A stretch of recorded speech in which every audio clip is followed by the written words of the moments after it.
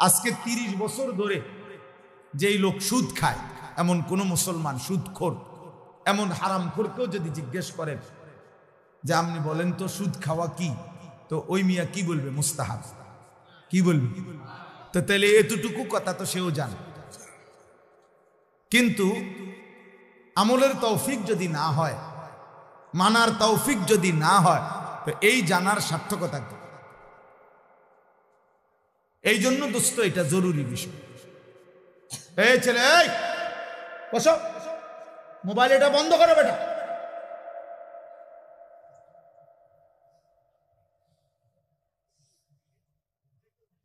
অতএব এটা জরুরি বিষয়। আল্লাহর কথা যদি আমলের তৌফিক না হয়, ফায়দা নেই, কোনো ফায়দা নেই। এই জন্য আল্লাহ ওয়াদা দিছে 2 শর্তে আমি আমলের তৌফিক দেব। কয় শর্তে? 1, মনোযোগ দিয়ে শোনো। 2, চুপ থাকো। তুমি 2টা পূরণ করে দাও আমাকে, আমি আল্লাহ তোমার উপরে রহমত করব, মানে তোমাকে আমলের তৌফিক দিয়ে দেব। গুরুত্বপূর্ণ। কেন আমলের তৌফিক হয়? মনোযোগ দিয়ে শোনেন। ওই বুড়া মিয়া দেখবেন মসজিদে জুমার নামাজের বয়ান হয়, ইমাম সাহেব বয়ান করে, উনি গার ফালাইয়া এরকম মানে জুরায়। আপনি এই 200 বছর পরেও দেখবেন উনি বিড়ি খায়। ওনার বয়স হয়ে গেছে 90, উনি এখনো গালিগালাজ করে। কেন? কোনোদিনও আল্লাহর কথা মনোযোগ দিয়েই শুনেন, যার কারণে হায়াত চলে গেছে লম্বা, কিন্তু আমলের তৌফিক হয়। গুনাহ ছাড়ার মতো হিম্মত আসে। গুনাহ ছেড়ে দেওয়া আমি কইলে হয় না। এটা কোনো তাবিজ না, আমি আপনার ফু দিয়ে দিলাম আর আপনি জোনায়েদ বাগদাদি হয়ে গেলেন। জোনায়েদ বাগদাদি নিজে কোনো ফু দিয়ে হয়েছেন, আপনি কেমন হইবেন? বুঝেন নাই? আমি একটা পানি ভরে দিলাম আর আপনি আব্দুল কাদের জিলানি হয়ে যাবেন। আব্দুল কাদের জিলানি নিজেও তো পানি ভরা দিয়ে হয়েছেন, তা আপনি হইবেন কেমন? লাগাতার মেহনত, গুনাহ ছেড়ে দেওয়ার জন্য যুদ্ধ, আল্লাহর ইবাদতে অভ্যস্ত থাকার জন্য নিয়ম মাফিক মেহনত, এটা জরুরি। এটা জরুরি বা। আর এটার জন্য আল্লাহর কাছ থেকে তৌফিক না হলে, আল্লাহর পক্ষ থেকে দয়া মায়া না হলে, আল্লাহর রহমত না হইলে কশ্চিন কালেও কারো নিজের যোগ্যতায় কেউ নিজেকে পবিত্র করা, গুনাহমুক্ত করা সম্ভব। কোরআনুল কারীমের মধ্যে কথা আল্লাহ স্পষ্ট বলছেন। সূরা নূর 18 নম্বর পারায় এই কথা আছে। আল্লাহ তাআলা বলেন, ওয়ালাউলা ফাদলুল্লাহি আলাইকুম ওয়া রাহমাতুহু মা যাকা মিনকুম মিন আহাদিন আবাদা। আল্লাহ নিজে বলছে, শোনো, আল্লাহর অনুগ্রহ, আল্লাহর রহমত যদি তোমাদের উপরে না হয়, তাহলে কখনোই আবাদান, কখনোই তোমাদের কেহ নিজেই নিজেকে পবিত্র করতে পারবে না। এটা আল্লাহর ওয়াদা। বান্দা তুমি একা পারবা না, আমি ভালো হয়ে চলবো না, পারতা না। মালিকের রহমত থাকবে, আল্লাহর দয়া লাগবে, আল্লাহর দয়া লাগবে। একটা সেজদা করতে আল্লাহর তৌফিক লাগবে, একবার আলহামদুলিল্লাহ বলার জন্য, সুবহানাল্লাহ আল্লাহর নাম একবার বলার জন্য এই জবান আল্লাহ যদি না খোলে, বলবেন কেমনে? কেমনে বলবেন? তাহলে আল্লাহর দেওয়া তৌফিক, আল্লাহর দেওয়া রহমত। এই জন্য হাদিসের মধ্যে আছে, নবীজি সাল্লাল্লাহু আলাইহি সাল্লাম, ছেলে বাবা মোবাইলে ছবি তুলো না, বাবা তুমি এমনি শোনো বাপ, আর নয়তো তুমি বাইরে অটো সিএনজি আছে ওগুলা ছবি উঠাও। তুমি এটা দায়িত্ব নাও যে রামচন্দ্রপুর ইউনিয়নে মোট কতগুলো সিএনজি আছে, অটো আছে, ছবি উঠাইয়া একটা হিসাব জানাও। দেশবাসী উপকৃত হবে যে আমাদের জানা মতেই এত ইউনিয়নে এতটি অটো আছে। তোমরা অসংখ্য ছেলে কোনোভাবেই বুঝতেছো না বাবা, তোমরা কি করছো, এত পাগল, এত মাতাল। সুস্থ সবল মানুষ হয় না আব্বা। আত্ম উপলব্ধি বড় নিয়ামত। আমি কি করছি, আমি কি করছি, এই উপলব্ধি, খোদার কসম, এটা বড় নিয়ামত। এটা বুঝা। আমার দিলের মধ্যে যদি এরকম কোনো অনুভূতি না আসে, আহা আমি কি করছি, ও কোনোভাবেই সুস্থ স্বাভাবিক কোনো মানুষ না। ও কোনো মানুষ না। মনের ইচ্ছা মতো আমার যখন যা ভাল লাগে, আমার মন চাইতো দাঁড়াইয়া পেশাব করলাম, মন চাইতো বৈশা পেশাব করলাম, কিসের ঢিলা, কিসের টয়লেট পেপার, কিসের পানি, যখন যা দেখলাম তাই দেখলাম। মাকেও দেখি, নারীকেও দেখি, আপন বোনকেও দেখি, রাস্তার মহিলাও দেখি, মোবাইলের নর্তকীও দেখি। হালাল হারামের কোনো পার্থক্য নাই। মদও খায়, মধুও খায়, হালাল টাকাও নেয়, সুদের টাকাও নেয়, সালামও দেয়, গালিও দেয়। মানে হালাল হারামের কোনো পার্থক্য নাই, জায়েজ না জায়েজের কোনো পার্থক্য নাই। রাগ হবেন না ভাইয়া, বাবা, খোদার কসম এই জীবন জানোয়ারের জীবন।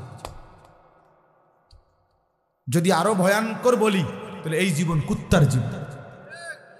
কোরআন শরীফের আয়াত, কোরআন শরীফ সরাসরি কোরআন শরীফের আয়াত, সূরা আরাফের মধ্যে আছে।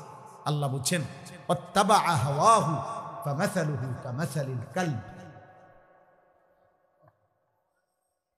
উলামায়ে কেরাম এখানে বসা আছে, আপনি জিজ্ঞেস করেন। আল্লাহ নিজে বলছে মনের চাহিদার অনুসরণ করে, মনে যা চায় তাই।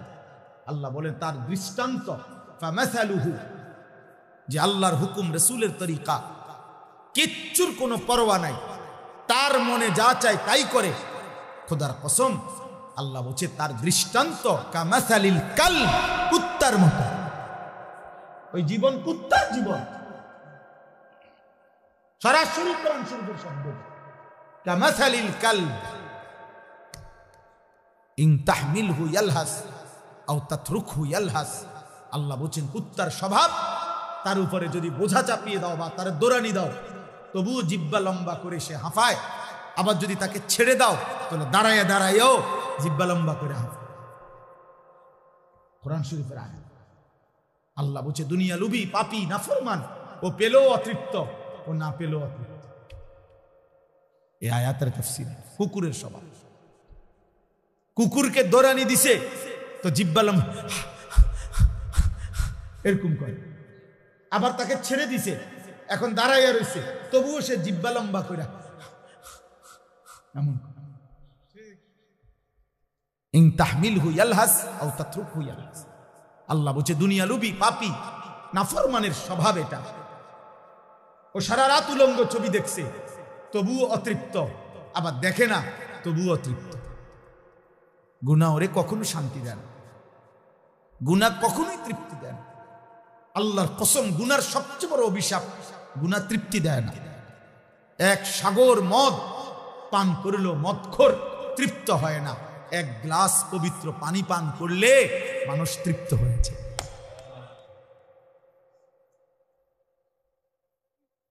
10 লাখ নারীও যদি কোনো যুবক, 10,000 নারীও উলঙ্গ দেখে তবুও তার তৃপ্তি হয় না, ও আরো দেখে, আরো দেখে, আরো দেখে, আরো দেখে। একজন ইমানদার মাত্র একজন স্ত্রী নিয়ে 70 বছর তৃপ্ত জীবন, পবিত্র জীবন পালন করে। পবিত্র স্ত্রী হালাল একজনই সেরা যায়, আর হারাম নারী সারা পৃথিবীর সবগুলার উলঙ্গ করে দেখলেও তৃপ্তি হয়। নাহলে আপনারা সকালে বেডি দেখলেন অনেকগুলা, অন বিকালে দেখেন কেন? আপনারা রাত্রে দেখলেন অনেক নারী, এখন দিনে আবার দেখেন কেন? হ্যাঁ,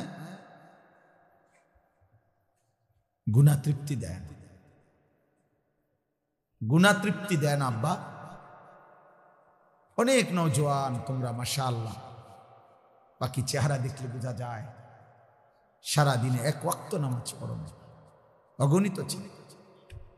চেহারা নাফরমানের চেহারা, পাপীর চেহারা চিনা যায় বাপ, বেনামাজির চেহারা চিনা যায়। বেনামাজির চেহারায় কোনো দয়া মায়া থাকে না, বেনামাজির চেহারায় কোনো রসকস থাকে না। বেনামাজির চেহারা খোদার কসম, হযরত আব্দুল্লাহ ইবনে আব্বাস রাদিয়াল্লাহু তাআলা আনহুমা বলছেন, নবীর বিখ্যাত সাহাবী, বলছে গুনার প্রথম শাস্তি কি? তিনি বলছেন গুনাহের প্রথম শাস্তি সাওয়াদুন ফিল ওয়াজহ, চেহারা কালো করে না। প্রত্যেক গুনার পাপের প্রথম শাস্তি সাওয়াদুন ফিল ওয়াজহ, গুনার প্রথম শাস্তি হলো চেহারা কালো। জুলমাতুন ফিল কলব, দ্বিতীয় শাস্তি অন্তর অন্ধকার হয়ে যায়। তৃতীয় শাস্তি ওয়াহানুন ফিল বাদান, শরীর দুর্বল হয়ে যায়। চতুর্থ শাস্তি দাইকুন ফির রিজক, রিজিক কমে যায়। পঞ্চম শাস্তি বুগদাতুন ফি কুলুবিল খালক, মানুষের অন্তরে ঘৃণা তৈরি করে। এজন্য আমি প্রত্যেক দিন বলি, কোন পাপীকে পৃথিবীর মানুষ মানুষ নামে ডাকে না, পাপের নামে ডাকে। যেমন আবার কই কথাটা, পাপীকে মানুষ মানুষ নামে ডাকে না, পাপের নামে ডাকে। সহজ বাংলা হইল, কোন সুদখোরকে মানুষ আর মানুষ নামে ডাকে না, সামনে না পারিলেও পিছনে হইলেও কয় সুদখোর। হ্যাঁ, আমনে চিল লাগিয়ে গেল। আর কোন জুয়ারিকে মানুষ আর মানুষ নামে ডাকে না, জুয়ারি নামে ডাকে, জুয়াখোর। কোন নেশাখোরকে মানুষ আর মানুষ নামে ডাকে না, মানুষ তাকে মদখোর কয়। নেশাখোর, গাঁজাখোর, ফুট্টাখোর, বাবাখোর, ডালখোর, ইয়াবাখোর, হারামখোর, পাপের নামে ডাকে, পাপের নামে। লম্পট, জিনাকার, ব্যভিচারী 100 বছর পরে হলেও ওর নাতি পর্যন্ত এই পাপের কথা শুনতে হয়। মানুষ বলে সর বেড়া, কথা সাবধানে ঘর, তোরে চিনি, তোর দাদা সুদখোর ছিল, যা না আইস তো লম্বা কথা কইতি বেটা, চিনি না বেটা, তোর গপ মারতে আইস, বুঝেন না? 100 বছর পরে হলেও, 500 বছর পরে হলেও তুমি তোমার প্রজন্মকে কলঙ্কিত করে গেল, তুমি তোমার জেনারেশনকে কলঙ্কিত করে গেল। তোমার এই পাপের প্রায়শ্চিত্ত দেবে হতে পারে 70 বছর পরে তোমার নাতি।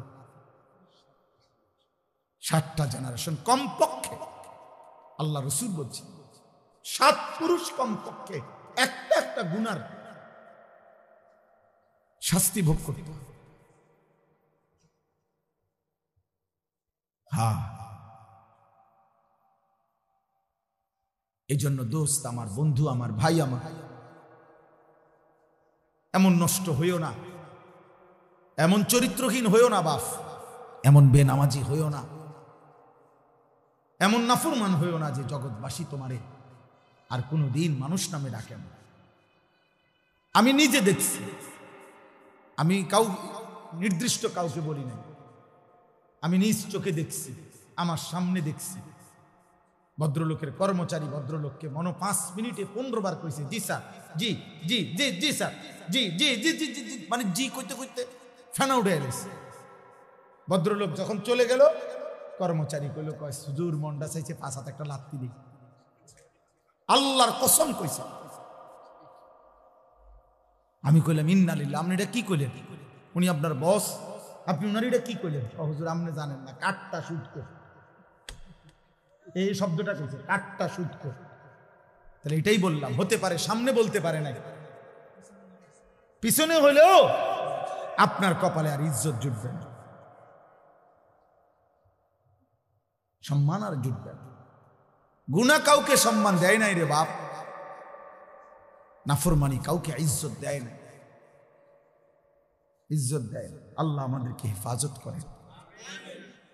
এজন্য যুবক ছেলেরা, তোমরা আজকে এটা বুঝতে শেখো। একজন ছেলেই বুঝো।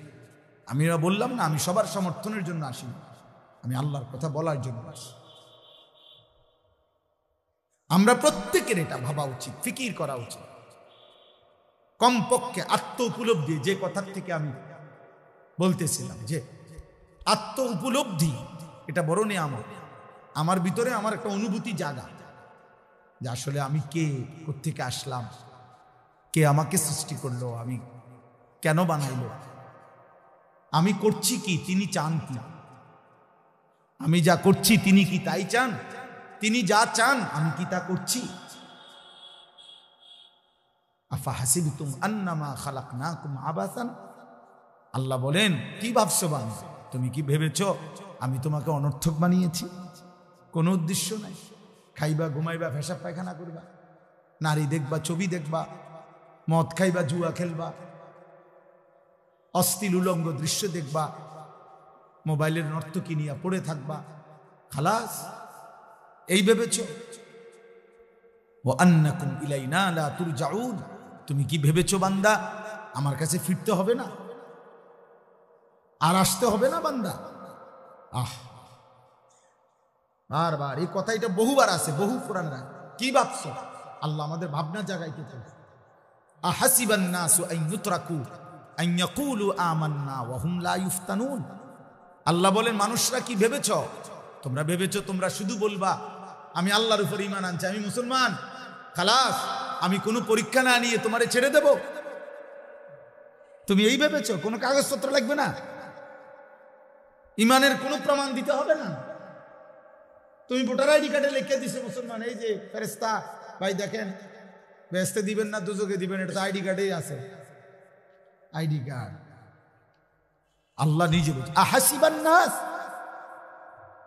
আল্লাহ কোরআনে বলছে আয়াহসাবু আল্লান ইয়াকদিরা আলাইহি আহাদ।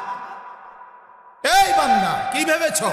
তুমি কি ভেবেছো যে তোমার উপরে কারো কোনো শক্তি নাই? এত মদ, এত জুয়া, এত সুদ, এত ঘুষ, এত মিথ্যা, এত চুরি, এত ডাকাতি, এত জিনা, এত ব্যভিচার, এত অশ্লীলতা, এত বেহায়াপনা, এত সম্পদ লুণ্ঠন, এত বেহায়াপনা, এত বেপরদিগি, কি ভেবেছ তোমারে কেউ আর ধরবে না? না, আল্লাহ মনে করাইছেন আয়াহসাবু আল্লাম ইয়ারাহু আহাদ। আল্লাহ বলেছেন, ভেবেছে কি বান্দা যে তাকে কেউ দেখে না? কি ভাবছো বান্দা, তোমাকে কেউ দেখে না? তোমার উপরে কারো শক্তি নাই? বলেন না, কারো শক্তি নাই?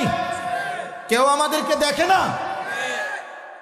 আমাদেরকে অনর্থক সৃষ্টি করেছেন আল্লাহ, আমাদেরকে কোথাও ফিরতে হবে না।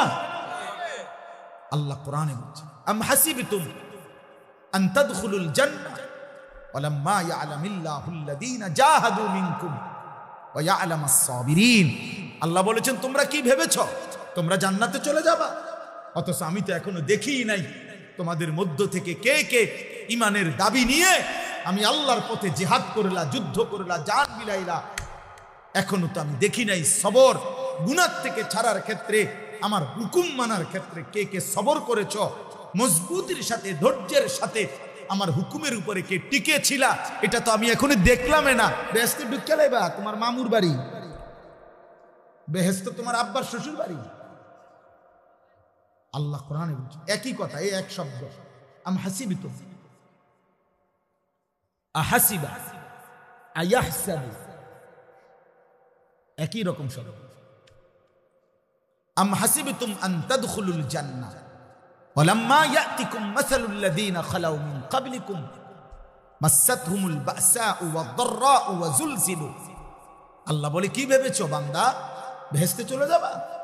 এখনো তোমাদের পূর্বে যারা ঈমান এনেছিল, আদম থেকে নূহের জামানায়, ঈসার জামানায়, ইব্রাহিমের জামানায়, জাকারিয়ার জামানায়, মূসার জামানায়, হর জামানায় পূর্ববর্তী যারা ঈমান এনেছিল, আমি আল্লাহ তাদেরকে বারবার যত পরীক্ষা নিছিলাম, এমন কোন পরীক্ষাই তোমাদের উপরে নিলাম না।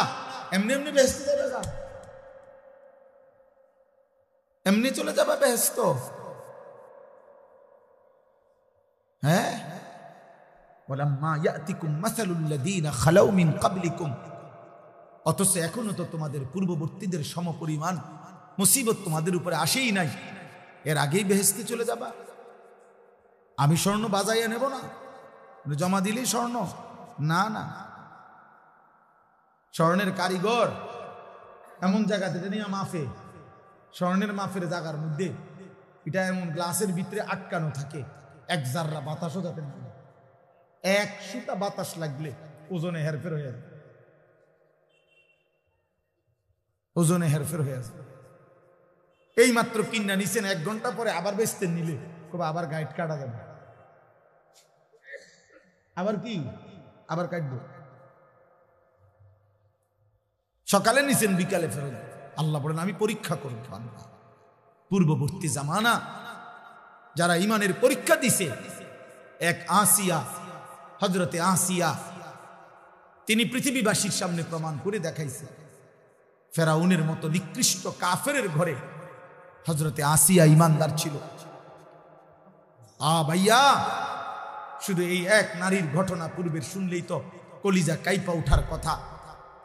কোরআনুল কারীম যার নাম ঘটনা উল্লেখ করছে, আল্লাহ উল্লেখ করছেন, হযরতে আসিয়াকে ফেরাউন ঈমান আনার অপরাধে, খোদার কসম ভাই তাফসীরে আছে, সারা দেহের মধ্যে পেরেক মারছিল, পেরেক, তার কাটা বলে না, পেরেক। ওয়া ফিরআউনা জিল আওতাদ, কোরআন শরীফে আছে ফেরাউনকে বলা হয়তো পেরেক ফেরাউন। বড় বড় মাস্তান সান্দাবাজের একটা নাম থাকে, পিস্তল অমুক, কাটা রাইফেল অমুক, বুঝেন না কথাটা? এই ডাকাত ফেরাউনেরও নাম ছিল পেরেক ফেরাউন, জিল আওতাদ। পরে বলতো পেরেক ফেরাউন, মানে যে চূড়ান্ত কাউকে শাস্তি দিতে চাইলে পেরেক মারছে, পেরেক সারা শরীরে।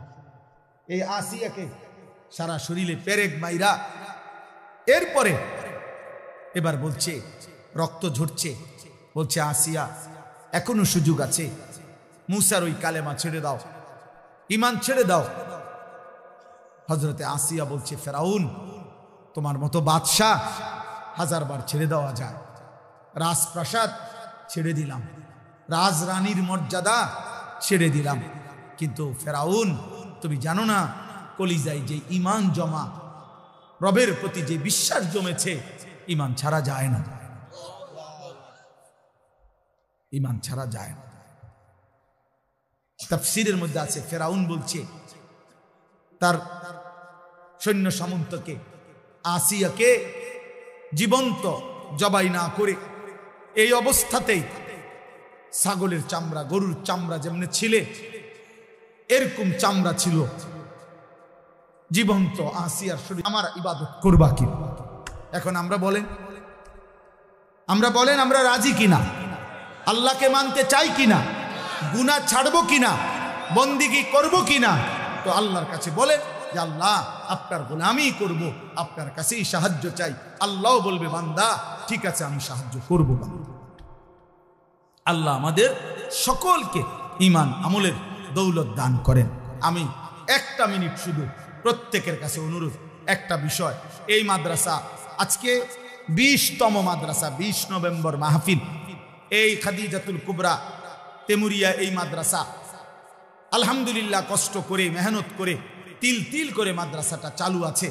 আমাদের প্রত্যেকেই এই মাদ্রাসা আমরা চিনি, দীর্ঘদিন যাবত এই মাদ্রাসা চলতেছে।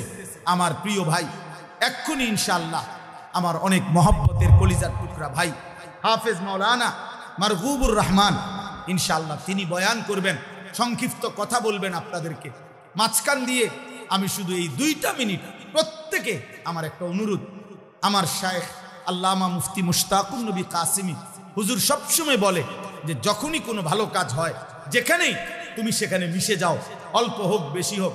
ভাই দিছেন 40,000 টাকা, আমরা দেই, আমরা 100 টাকাই দেই, আমরা 50 টাকাই দেই, আমরা 500 টাকাই দেই, সবাই মিলে এই নেক কাজের সাথে আমরা জুড়ে থাকি। এই জন্য অনুরোধ করছি প্রত্যেকেই পকেটে হাত দেন, দয়া করে 2-4 জন ভাই ভিতরে গিয়ে, উঠো না ভাই, উঠো না, এই ছেলে আমি নিষেধ করলাম, উঠো না। سيدنا وحبيبنا ومولانا محمدا عبده ورسوله أما بعد فأعوذ بالله من الشيطان الرجيم بسم الله الرحمن الرحيم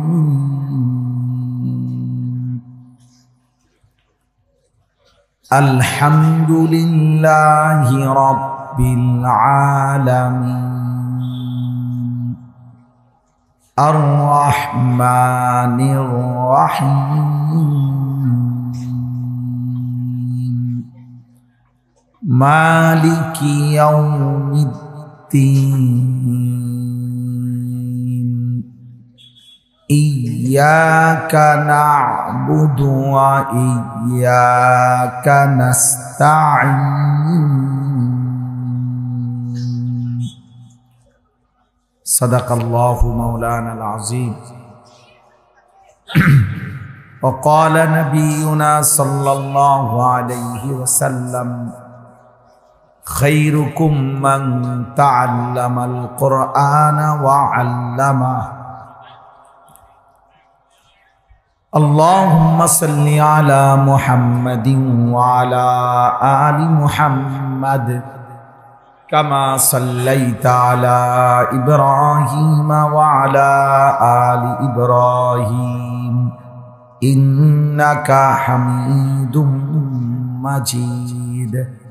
अल्लाहुम्मा बारिक अला मुहम्मदिन व अला आलि मुहम्मद कमा बारकता अला इब्राहीम व अला आलि इब्राहीम इन्नका हमीदुम मजीद। सुब्हानका ला इल्मा लना इल्ला मा अल्लमतना इन्नका अंतल আলিমুল হাকিম।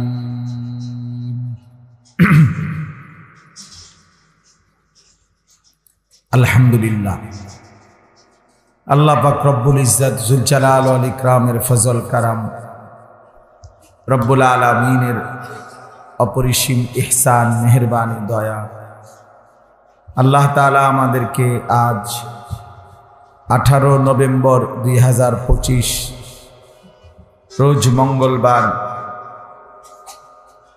বিবারিয়া সদর ঘাটুরা মিলন বাজার এলাকাবাসীর উদ্যোগে 10 দিন ব্যাপী মোতাবাররাক 18তম তাফসীরুল কোরআন মাহফিল আজকের এই দ্বিতীয় দিনে আল্লাহ তাআলাই আমাদেরকে আসবার বসবার আল্লাহর জন্যই জমা হওয়ার তৌফিক দান করেছেন। আলহামদুলিল্লাহ। নওজোয়ান ভাই, তোমরা সকলেই, 1 নম্বর কথা হলো, হাতে ধরা যতগুলো মোবাইল, সবগুলো মোবাইল বন্ধ করো। মোবাইল হাতে ধরা যাদের, হাতে মোবাইল ধরে ভিডিও বা রেকর্ড করা যাবে না। আমি এটা স্পষ্ট নিষেধ করলাম। ওই যে ওই আলো নামাও, হাতে মোবাইল ধরে একজনও, এরপরে যাকে আমি দেখব তাকে ধমক দেব, উঠায় দেব, উঠে যাইতে হবে। আর স্বেচ্ছায় চলে গেলে কোনো সমস্যা নেই, আমার আপত্তি নেই। এটা কোনো আমার নির্বাচনী জনসভা না, আমি কোনো প্রার্থী না, কাজে সকলের সমর্থন আমার দরকার এমন কিছু না। আস্তে আস্তে স্বাভাবিকভাবে আওয়াজ।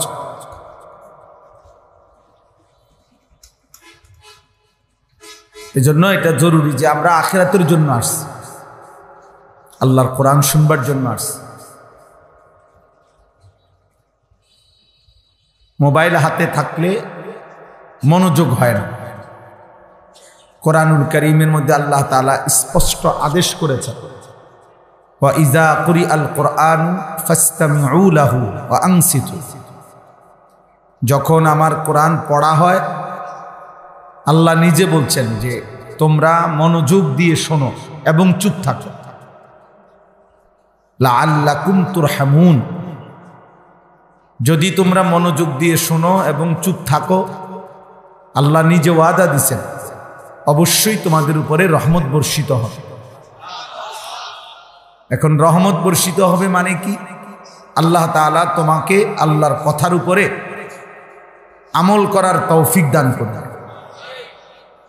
মানে আল্লাহর কথা মানার সুযোগ হবে, পালন করার তৌফিক হবে। এই মনোযোগ দিয়ে শুনবার বরকত, চুপ থাকার বরকত। এজন্য আল্লাহ তাআলা এটা আমাদেরকে আদেশ করেছে। আমাদের উচিত আল্লাহ তাআলার এই আদেশের প্রতি গুরুত্ব দাও। আমি যতগুলো ছেলে ভাই, তোমরা নওজোয়ান ভাই বিশেষ করে, ইচ্ছা করলে আমি সবাইরে অনুরোধ করি, আপনারা যদি আর একটু সামান্য একটু 1 বিঘত জায়গা আগাইয়া বসেন, তাহলে ওরা বসতে পারবে। সবাই যদি বসে বরকত হবে। এজন্য ভাই তোমরাও বসার চেষ্টা করো, সবাই একটু একটু, এক বিগত আগান। যিনি এক বিগত আগাবেন আল্লাহর রহমত তার দিকে এক হাত আগাবে, এটা হাদিস। নবী সাল্লাল্লাহু আলাইহি সাল্লাম বলছেন, আল্লাহ তাআলা বলছে, কথা বলেন না, কথা বলেন, কথা বলেন না, সবাই কথা বলবেন না, চুপ থাকেন প্রত্যেকে, সবাই আগান। শোনেন, যে আমার এই কথাটা শুনলেন না, যে আপনাকে আমি একটু আগাইতে বলছি, এখন নওজোয়ান ভাই বাবা যারা শুনলেন না, আপনিও চলে গেলে ভালো, কারণ আপনি যে পরের কথাও শুনবেন না এটা তো বুঝাই যায়।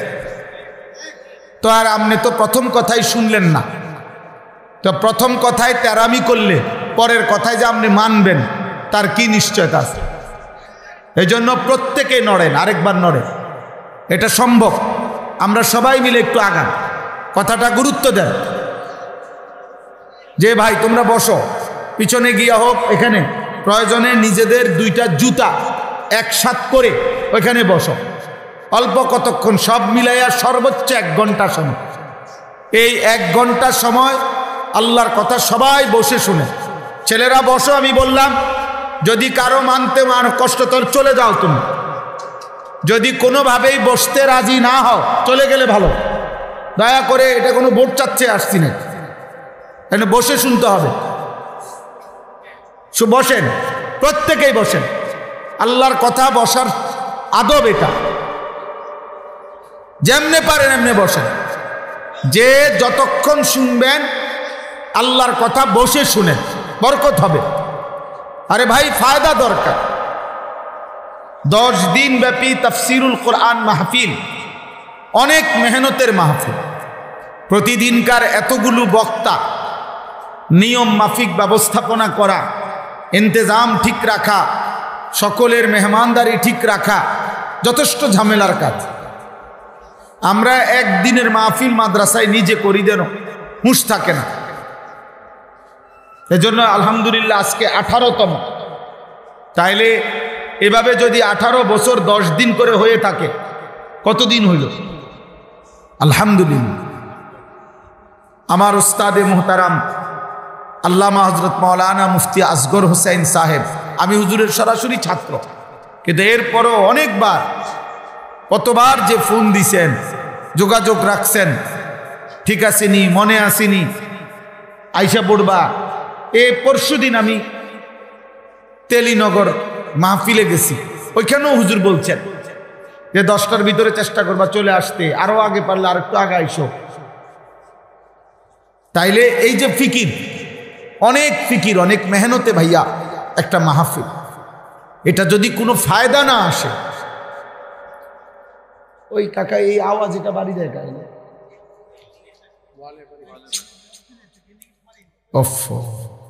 তো এই জন্য এটা জরুরি। আমার যদি কোনো উপকার না হয়, 10 দিন ব্যাপী তাফসিরুল কোরআন মাহফিল থেকে যদি কোনো উপকার না আসে, কলিজায় কিছু না আসে, তো এই বছরের পর বছর আয়োজন কি ফায়দা হবে না? কি ফায়দা হবে? এটা তো কোনো একজন নেতারে পরিচয় করাই দেওয়া না যে উনি এবছর আপনাদের এখানে প্রার্থী হবে, আপনারা সবাই মিলে ভোট দিয়েন, এমন কিছু না। এ তো আখিরাতের আশা, আখিরাতের আশা। কোরআনুল কারীমের মধ্যে আছে, আল্লাহ তাআলা বলছে, ওয়া আনজালনা ফিহা আয়াতিন বাইয়িনাতিন লাআল্লাকুম তাযাক্কারুন। আমি আল্লাহ কোরআনুল কারীমের এই সূরার মধ্যে আমার আয়াত স্পষ্ট করে বলেছি, নাজিল করেছি। আল্লাহ বলেন, কেন আমি আয়াতগুলো নাজিল করলাম? আল্লাহ নিজে বলছেন, লাআল্লাকুম তাযাক্কারুন, যেন তোমরা উপদেশ গ্রহণ করতে পারো। তাহলে আল্লাহ তাআলা নিজে বললেন, আমি কেন কোরআন নাজিল করলাম, আমি একটা একটা আয়াত কেন নাজিল করলাম? যেন তোমরা উপদেশ গ্রহণ করতে পারো। কোরআনুল কারীমের মধ্যে আছে, আল্লাহ তাআলা হযরত মূসা আলাইহিস সালামকে যখন ফেরাউনের মতো নিকৃষ্ট কাফেরের কাছে পাঠাইছে, যে খোদা দাবিদার, কত বড় জঘন্য কাফের, যে নিজেকে খোদা দাবি করত, তার কাছেও যখন আল্লাহ পাঠাইছেন মূসা নবীকে, যে তুমি আমার কথা গিয়া বলো, তুমি আমার কালেমার দাওয়াত দাও, আল্লাহর কথা বলো তার কাছে, তো সেখানেও আল্লাহ বলছে কেন বলবা, ফাকুলা লাহু কাওলান লাইয়িনা, আল্লাহ বলছে নম্রভাবে ভদ্রভাবে আমার কথা বুঝাইয়া বলো ফেরাউনকে, লাআল্লাহু ইয়াতাযাক্কারু আও ইয়াখশা। এই যে এখানে স্পষ্ট বলছে যে লাআল্লাহু ইয়াতাযাক্কারু আও ইয়াখশা। এই বেয়াদবকে ধরা যায় কিনা দেখেন, যে লাইট মারে, যে দেখো ভাই খুঁজে দেখো কোনো পাও কিনা। তাইলে লাআল্লাহু ইয়াতাযাক্কারু আও ইয়াখশা, আল্লাহ তাআলা বলেন যে ফেরাউনের ব্যাপারে আল্লাহ বলতেছেন আমার কথা গিয়ে বলো। তো কেন লাআল্লাহু ইয়াতাযাক্কারু, হয় সে উপদেশ গ্রহণ করবে, আও ইয়াখশা, অথবা আমি আল্লাহকে ভয় করব। তাহলে ফেরাউনের মতো কাফেরের সামনে যখন আল্লাহর কথা বলছে, আল্লাহ বলেন উদ্দেশ্য একটাই, উপদেশ গ্রহণ, আমি আল্লাহর ভয় তৈরি। তাহলে সেখানে আমাদের কলিজায় যদি কিছু না আসে প্রিয় ভাই আমার, তাহলে কি হলো, কি ফায়দা হলো? একজন বক্তা আসলো আর নামলো, ভাই সিরিয়াল একজনের পর একজন বলল আর গেল, আমরা প্রত্যেকে সুর দেখলাম, কেউ টান দেখলাম, কারো আওয়াজ দেখলাম, কারো হুঙ্কার, কারো ঝংকার, এতে কি ফায়দা হলো ভাই? মূলত সর্বশ্রেণীর মুসলমানদের জন্য মাহফিল একটা চলমান মাদ্রাসা। এখানে সব শ্রেণীর, আমার ঢালকানগর হজরত বলছিলেন এটা মাদ্রাসাতুল মুসলিমিন, এটা মুসলমানদের মাদ্রাসা। অর্থাৎ যেখানে দাদা নাতি, চাচা ভাতিজা, বাপ ফুত, ছোট ভাই বড় ভাই, হ্যাঁ, চাচা ভাতিজা সবাই একসাথে বসতে পারে, সবাই কম বেশি কিছু শিখতে পারে, এমন একটা সুন্দর জায়গা, প্ল্যাটফর্ম, একটা জায়গা, সেটার নাম হলো মাহফিল। এমনি কোনো আপনারা ক্লাসে সবাই মিললে এরকম ভাবে বসা সম্ভব না। দাদার লগে নাতি কেমনে বলবো মিজান জামাত, বুঝেন নাই? একসাথে বসতে পারবে না, কিন্তু মাহফিলে বসতে পারে, সবাই যার যার প্রয়োজন পরিমাণ কম বেশি কিছু শিখতে পারে। একটি মাহফিলের মূল মাকসাদ কি? ওয়াজ নসিহতের, আত-তারগীব ওয়াত তারহিব, কলিজার মধ্যে জান্নাতের আগ্রহ তৈরি করা, জাহান্নামের ভয় তৈরি করা। জান্নাতের আগ্রহ আসবে, জাহান্নামের ভয় তৈরি হবে। সাহাবায়ে কেরাম হযরত ইরবাদ ইবনে সারিয়া রাদিয়াল্লাহু তাআলা আনহু, তিনি বর্ণনা করছেন নবীজি সাল্লাল্লাহু আলাইহি সাল্লাম ওয়াজানা, আমাদের সামনে ওয়াজ করলেন, ফলে আমাদের কি হলো? জারাফাত মিনহাল উয়ুন ওয়া ওয়াজিলাত মিনহাল কুলুব, আমাদের প্রত্যেকের চোখ থেকে অঝরে পানি ঝরতে লাগলো এবং আমাদের অন্তরগুলো আল্লাহর ভয়ে কাঁপতে শুরু করলো। তাহলে সাহাবায়ে কেরাম নবীজির ওয়াজ শোনার পরে আসরে আপনি উঠতে গিয়ে এই বিল বেড়াইলেন, চাচা আপনি এটা কি করলেন? মাহফিলটা শেষ হইল, আপনি কোনাত গিয়া কোনো পানি নাই, ঢিলা নাই, কুলুক নাই, পেশাব করতে বইয়া গেলেন। আপনি এটা কি করলেন? আপনি এটা কি করলেন? হ্যাঁ, আপনি বাইর হইয়াই বললেন, এই কথাটা মুখ দিয়ে বললেন, কত কত কথায় কয়টা মানুষ যাবে? মানে আপনি এই এতগুলো আল্লাহর কোরআনের কথাটাকে মানে প্রত্যাখ্যান করলেন, তুচ্ছ করলেন, অবজ্ঞা করলেন। কয়টা ভাত খান ঠিক মতো, এই তো না, একটু ঘুমের জায়গার ব্যবস্থা আছে, এই তো। ফুট দুইজন বিদেশ, ভাই দেখেন বিল্ডিং করছেন, মাতবুরি দেখান, আর কি করছেন? বেশি কিছু এই সমস্ত জিনিস, এই 2-4 তলা বিল্ডিং, ইউরোপ আমেরিকার মধ্যে এগুলোতে ছাগলও ফালেন। দুশ্মন আল্লাহ তাআলা বেঈমানদেরকে দুনিয়া আমাদের চাইতে 1000 গুণ বেশি দিছে, 1000 গুণ। তো কি হয়েছে? এগুলো আল্লাহকে চিনা, আখিরাতের ভয় আসা, কলিজায় আল্লাহর ভয় আসা, জান্নাতের আগ্রহ তৈরি হওয়া, জাহান্নামের ভয় তৈরি হওয়া, খোদার কসম এটা মূল ফিকির। রাসূলুল্লাহ সাল্লাল্লাহু আলাইহি ওয়াসাল্লাম হাদিসের মধ্যে আছে, তারিখের মধ্যে আছে, নবী সাল্লাল্লাহু আলাইহি সাল্লাম বদরের যুদ্ধের দিন যখন যুদ্ধ শুরু করছেন, এই যুদ্ধ শুরু করেই নবীজি বললেন, ওয়াসারিউ ইলা মাগফিরাতিম মির রাব্বিকুম ওয়া জান্নাতিন আরদুহাস সামাওয়াতু ওয়াল আরদ। সাহাবারা আল্লাহর দিকে ছুটে আসো, আল্লাহ তোমাদের জন্য মাগফিরাত নিয়ে আছে এবং আসমান ও জমিন প্রশস্ত জান্নাত নিয়ে অপেক্ষমান। এই কথা বলতে দেরি এক সাহাবীর হাতে ক্ষুধার্ত 3টা বা 4টা খেজুর ওনার হাতে ছিল। উনি নবীজিকে বললেন, ইয়া রাসূলুল্লাহ, আমি যদি এখন আল্লাহর জন্য জান দেই, জীবন দেই যুদ্ধে, আমার গন্তব্য কোথায়? নবী সাল্লাল্লাহু আলাইহি সাল্লাম বললেন, সাহাবী, আমি কসম করে বলি তোমার গন্তব্য জান্নাত। আমি নিজে পড়ছি। ওই সাহাবীর সাথে সাথে বললেন, ইয়া রাসূলুল্লাহ, তাহলে এই 4টা খেজুর খাইতে যেটুকু সময় দেরি হবে, জান্নাতে আমি এতটুকু দেরিতে কেন যাব? এত দেরিতে যাব কেন? এই কথা বলে 4টা খেজুর আরেকজন সাহাবার হাতে দিয়ে উনি যুদ্ধের ময়দানের ভিতরে ঢুকে গেছেন। কিছুক্ষণ যুদ্ধ করে জীবন দিয়ে শাহাদাত বরণ করে জান্নাতি হয়ে গেছে। 4টা খেজুর, এই 4টা খেজুরের সময় সহ্য করতে চায় না। জান্নাতে দেরিতে যাব কেন? 4টা খেজুর খাইতে তো 4 ঘন্টা লাগে। এই জন্য দোস্ত ফিকির চাই, আর তারগীব, জান্নাতের আশা, জাহান্নামের ভয়। কোরআনুল কারীমের আয়াত নাজিল হইছে, আমালিনা মান ইয়াহদিহিল্লাহু ফালা মুদিল্লা লাহু ওয়া মান ইউদ্লিলহু ফালা হাদিয়া লাহু ওয়া নাশহাদু আল্লা ইলাহা ইল্লাল্লাহু ওয়াহদাহু লা শারীকা লাহু ওয়া নাশহাদু আন্না সাইয়্যিদানা ওয়া হাবিবানা ওয়া মাওলানা মুহাম্মাদান ওয়া রাসূলুহু আম্মা বা'দ فأعوذ بالله من الشيطان الرجيم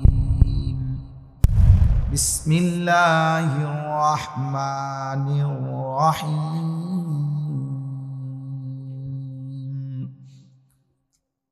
الحمد لله رب العالمين الرحمن الرحيم مالك يوم الدين إياك نعبد وإياك نستعين